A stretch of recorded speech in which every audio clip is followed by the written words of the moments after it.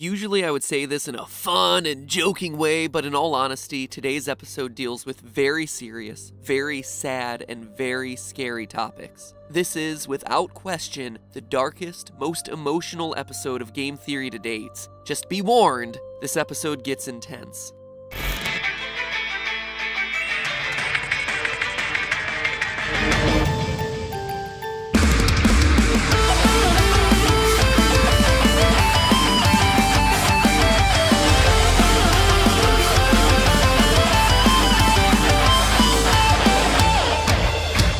Hello, Internet! Welcome to Game Theory! So, you made it past that initial warning, huh? Consider yourself brave, do ya? Well, it's now time to get serious and scary. Today we're talking about Petscop, the scariest game that, sadly, you'll probably never play.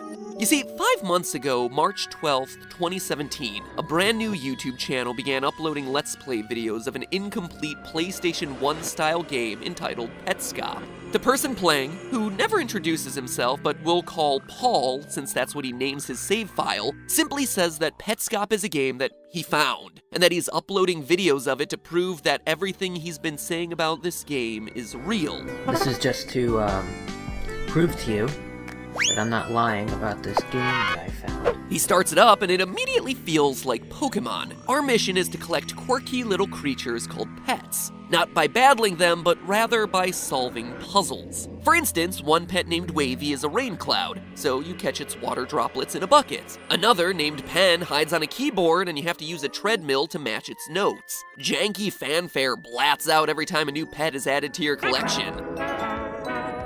This area is known as the Gift Plane, and the first signpost tells us that this world once provided homes to over 100 different pets, but now only 48 remain. Another sign encourages us to find somebody that we like, that we don't have to love them right away. Huh. That's an odd thing to say. And a third tells us not to be discouraged if the pets run. They do want a home, but they're just afraid, and that it's our job to show them that there's nothing to fear. Okay, sure, but then in the process of solving the next puzzle, Paul proceeds to steal the water from a flower, smack its head with a bucket, cause it to wilt, and then huzzah! A new pet is caught. Not quite the way to show our new pet kindness, but hey, it filled up one of our slots in the Pokedex! In the first couple minutes, you can already tell that things in this game are a bit unsettling. The game is unfinished, the sound effects are distorted and weird, the in-game text just feels off. And let's be honest, your character has an olive green butt for a face. But it's 6 minutes into the first video of the series when things start to get really unusual. Paul reveals that he found a note with the game telling the player to go to a specific room and punch in a code. As soon as he does this, the goofy music cuts off. Something about this game has changed. He leaves the building and we're suddenly no longer in the white and pink world of the Gift Plane, but in some sort of underworld, a layer beneath the surface game. And this is where the true mystery of Petscop begins. It's in this underworld where over the next 9 videos we watch Paul encounter dead children, disfigured sprites, Paul censoring images for unknown reasons, and a haunted, cursed game capable of acting on its own. Now, it should be fairly obvious that Petscop is a game created by Paul, but can we admire the meta-ness of this for a second? It's a fake Let's Play of a fake game purposely built with glitched code and a dark hidden secret, all in an attempt to create a real-life creepypasta like the story of Ben Drowned. You know, the one, the tale of a child who died and went on to possess a copy of Zelda Majora's Mask? But unlike other creepypastas that are based on fictional stories, Petscop's biggest scare comes from the fact that over the course of exploring this underground world, it's telling you as the viewer a real story. A story that'll disgust and anger you. The story the game is trying to tell, the story I'm about to tell you now, is one that'll make you go cold, and why I left that disclaimer at the top of the video. April 18th, 2000, Evergreen, Colorado. Born into an abusive home, Candace Tiara Elmore had been taken away from her family by social services at age 5, separated from her younger siblings, Michael and Chelsea. After 2 years of being passed around between foster homes, Candace had finally been adopted by a middle-aged nurse named Jean Newmaker. With the adoption would come a new life for Candace, as well as a new name, Candace Elizabeth Newmaker. But the adoption wasn't a smooth one. Jean reported that Candace exhibited severe psychological and behavioral problems, setting fires in the house, assaulting other children, destroying property. It's unclear whether these reports are true, as others claim Candace was a sweet and polite child, but regardless, when medication and counseling proved ineffective at healing their relationship, Jean decided to try an experimental new form of treatment aimed at helping adopted children connect with their new parents, something known as attachment therapy. That Tuesday morning, as a part of her 2 weeks of treatment, 10-year-old Candace Newmaker was meant to simulate being born as a means of helping her reattach to her new mother. As a part of this so-called rebirthing, 2 therapists wrapped Candace in a flannel blanket, covered her in pillows, then sat on her, along with 2 other fully grown adults, 673 pounds of combined weight pressing on the girl's face, chest, and 70-pound body. The following lines are direct excerpts from the transcript of the session, and again, I offer you one final warning. Click to the timestamp you see pictured on screen if you'd like to skip this section. So, little baby, are you ready to be born? If you stay in there, you're going to die, and your mommy's going to die. That's one of the 2 therapists in the room speaking to Candace in her make-believe blanket womb. In these first few minutes, Candace is clearly confused about what she's meant to do as a part of this role play. Where am I supposed to come out? Right here? Where my finger is? No response. After struggling to free herself for 7 minutes, Candace cries out, "Who's sitting on me? I can't do it. I can't do it. I can't breathe. Please quit pushing on my head. I can't do it." Still no response. For the next 10 minutes, she continues to cry for help, for oxygen. Candace begins to shout that she's dying. Still no response. 16 minutes in, Candace, confused and desperate to escape, asks, "You want me to die for real? Die right now and go to heaven." The therapist replies, still sitting on her, "Go ahead and die right now. For real. For real." 20 minutes in, still stuck in a blanket under the combined weight of 673 pounds, Candace begins to vomit and defecate onto herself. The only response from the 2 therapists? "Go ahead, stay in there with the poop and vomit." 40 minutes in, therapist. She gets to be stuck in her own puke and poop. It's her own life. Quitter, quitter, quitter, quitter, quitter, quit, quit, quit, quit. She's a quitter. This baby doesn't want to live. She's a quitter. At this point, Candace has gone silent. Still. And yet the torture continues. 70 minutes after wrapping this 10-year-old in a blanket and sitting on her, the 5 adults in the room finally decide that she can come out, saying, "Let's talk to the twerp." Upon seeing her lying on the ground, oh, there she is, sleeping in her vomit. But obviously Candace wasn't sleeping. She had passed out due to the lack of oxygen. Her brain now dead. Her face and fingers blue. She died later that day. A year later, the 2 therapists would be found guilty of reckless child abuse, receiving a 16-year prison sentence, of which they served 7. Everyone else in the room, the 2 other adults sitting on the child, as well as Jean Newmaker, who watched it all happen, only received minor slaps on the wrist. Obviously, this is a horrific story. The tragedy of an innocent girl raised in the worst possible situation, mistreated by greedy and callous individuals. It's awful, showcasing some of the worst depths of humanity possible. But I shared it with you because connecting the events of Candace Newmaker's story to the haunted game Petscop helps explain the core themes and disturbing imagery of this creepy web series. The first and most obvious connection is that you are called Newmaker in the game. In one of the underground rooms, you find a device named Tool that answers the questions that you ask. When Paul asks, "Who am I?" it responds with Newmaker. When asked, "Where am I?" the answer it returns is under the Newmaker plane. So already we see a direct name connection, but that's far from the only one. In Petscop Part 3, Paul finds a note with a lot of disturbing information on it, but the sentence that stands out reads, "Tiara says young people can be psychologically damaged beyond rebirthing." Not only do we have the mention of rebirthing, the same procedure that took Candace's life, but the name Tiara appears to be a direct reference to Candace Tiara Elmore, her birth name before being adopted by Jean Newmaker. This connection is further supported by a note found during Petscop 2. It reads, "Do you remember being born?" question similar to what the therapists asked Candace before she was wrapped in blankets. Interestingly enough, when you ask that same question back to Tool, it responds with, "I am not Tiara," again reinforcing the idea of birth with Tiara and implying that she does understand being born, or at least understands the concept of being reborn. The "I am not Tiara" can also be a reference to Tiara no longer being Candace's real name after her rebirth. She had been reborn as a new maker. It's also worth noting in a huge piece of evidence supporting this theory that the "Do you remember being born" note is found on the wall of a room that is clearly labeled as the Quitter's Room, a direct reference to Candace's story where the therapists repeat over and over, "Quitter, quitter, quit."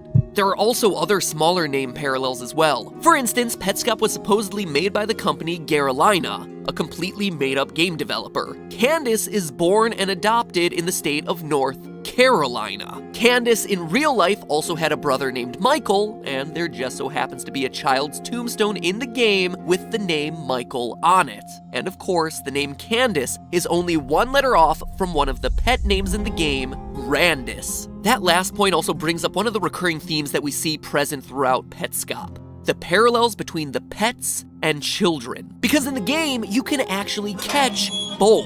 On the gift plane, remember the cute and fun top world, you catch pets, birds, plants, little purple meatballs. In the underground, the new maker plane, we see Paul catch a crying human girl named Care, listed in the pet roster as Care NLM. And we know that she's a human. The game makes this distinction very clear. In the underground, there's a building called the Child Library. It's a building filled with rooms for thousands of children. In fact, you can visit the rooms of both Care and Michael. But there's also a hole in the front. It's kind of like an ATM where you can make deposits. When Paul tries to deposit one of his pets in episode 7, the game clearly gives him the prompt that the child library only accepts people. But when he tries to deposit Care NLM in video 9, it works, establishing that as new maker, you are catching everything. It's also worth noting the significant parallels between the gift plane and the new maker plane. Designs that appear in the background animation of the gift plane directly reference patterns you see on blocks hidden in various rooms throughout the underground, with actions performed on the surface level directly impacting what's happening down below. For instance, Paul walking on the treadmill in the keyboard room times out perfectly with him plucking flower petals underground in the new maker plane. Times out exactly. It just goes to show that these two worlds are connected, with the game trying to prove the point that adoption, to some people like Gene Newmaker, is the equivalent of getting themselves a new pet. In fact, the themes of adoption and forced love are perhaps the defining feature of Petscop. As I mentioned before, the signs at the very beginning of the game tell you that the pets want to find a good home, but that they'll run because they're scared. Your job is to show them love. Instead, you trick them, beat them, and trap them in order to catch them. Even Care NLM, the in-game description makes it clear that you lied to her in order to capture her. And this is just like Candace and other children looking for adoption. They're looking for a good home, and although they're scared, through love and patience, they'll eventually learn love and trust their new parents. But just like Paul's character in the game, Gene Newmaker used violence to try and force Candace to love her. In fact, here's a quote from one of the websites covering the Newmaker story. "She acted not like a mother, but an outraged consumer. She seems to have thought that when she adopted Candace, she had a right to a normal parent-child relationship. When Candace's natural bond with the mother she'd shown for her first 6 years persisted, Newmaker took Candace to Evergreen to be cured of it." End quote. This mentality is reflected through the recurring gift imagery present throughout the game. Both pets and children in Petscop are seen as gifts. The gift plane is where the player can find a pet to bring home. In the underworld, Michael's grave is in the shape of a gift box. The quote on his tombstone is that Mike was a gift. This parallels the real-life saying that a child is a gift from God, but it makes the child into a commodity rather than a person. And just like a gift, it promotes the idea that the child can be returned if it's defective. In Petscop, the little girl Care has 3 forms. Care A, a happy, healthy girl. Care B, one where she's growing sad. And Care NLM, one who is broken, covering her eyes and crying. It's well established in the Petscop community that the NLM stands for Nobody Loves Me, but the game shows us through her description that there is hope for Care. You're the new maker. You can turn Care NLM to Care A and close the loop. Instead, immediately after reading that, Paul abandons her, dropping her off in the deposit slot in front of the child library and getting the message, you've decided to leave Care NLM. In case you change your mind in 6 months, you can take her back. She had the ability to recover, but instead he gives up on her, returning her like a defective item from the store. Care was a gift, just a gift that he didn't want. It's the same in real life as between 10 and 25% of US adoptions end in similar sorts of returns. It's a big number. And if there was still doubt in the connection between Candace's story and Petscop, look at the dates. Candace died in April of 2000. Exactly 1 year later, in April of 2001, the therapists were sentenced to 16 years in prison. 16 years. On April 1st, 2017, Petscop's second video is uploaded, the one where the locked door allowing access to the New Maker plane and Candace's story mysteriously opens up on its own, after Paul himself admits that he's never been able to figure out how it opens before. April 2017, exactly 16 years after trial, the exact date when the therapists were supposed to be released from prison, bringing the Candace story to a close. But the story of Candace and what she represents, adopted children struggling to find loving homes, those aren't stories that should remain buried under happy-go-lucky facades. And Petscop is a game that seems to want to ensure that these stories continue to be heard. I added to it a bit here, but the Candace New Maker theory is currently the most widely accepted of the Petscop fan theories, pieced together by an incredible fan community picking apart every detail of this cryptic web series. And personally, I'm a firm believer in it. The parallels are just too strong to real life. That said, I don't believe it's the whole story. There is so much to unpack in this web series. The mysterious items Paul censors, the character of Mike Hammond, Tool getting possessed, the disappearing windmill, Marvin and the Black Monster Man, who the game was originally made for, and on and on and on. If you are at all interested, I encourage you to join that community of theorists and give the series a look. It is a great group that is well worth your time trying to unwrap something that has clearly had a lot of time and attention put into it. It is my hope that we'll get another installment, or who knows, maybe even an actual version of the game sometime soon. But until then, I think the most appropriate way to end today's episode is to tell someone that you love them. Tell them that they're important to you and that you appreciate them. No one should ever have to go through this world thinking that nobody loves them. So share some love today. And remember, it's all just a theory. Not the love, just the game theory. Thank you guys for watching. If you believe in smart, well-researched content, then please consider subscribing. Help us make that long trek to 10 million subscribers. It's like the last achievement I need to unlock in this game of YouTube. And I will see you all for something that I guarantee is a little bit less heavy next week.